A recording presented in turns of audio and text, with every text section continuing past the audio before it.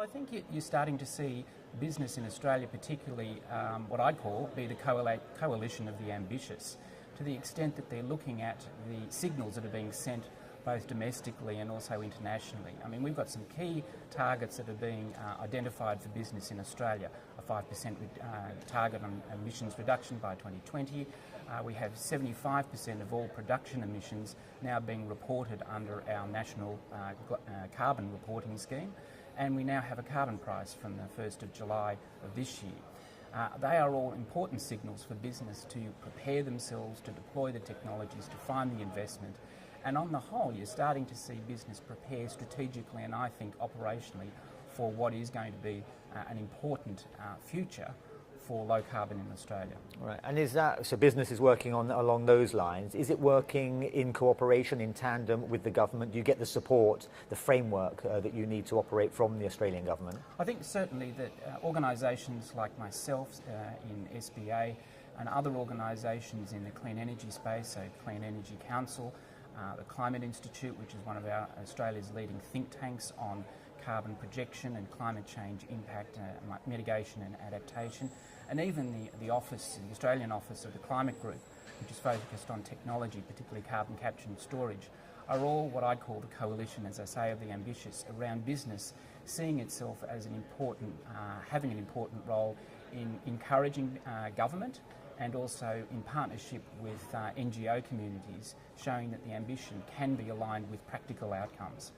Obviously, no country works in total isolation. You're here in Doha. What is it you're looking for from Doha to enhance, to aid the work that you do to increase sustainable development in Australia? I think that's a great question, and you're starting to see, I think, that framework and, in fact, that almost quilt, a patchwork quilt of activity, whether it's around policy making at the highest level.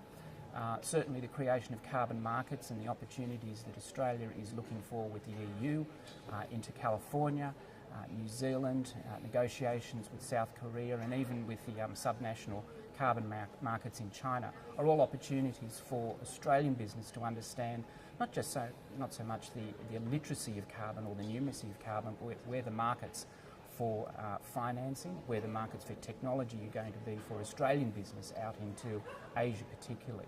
You've also got technology opportunities with the challenges that the carbon challenge poses for Australia, because obviously as a fossil fuel based economy we need to decouple that. So renewable energy is a very important and critical opportunity for businesses both small and large in Australia.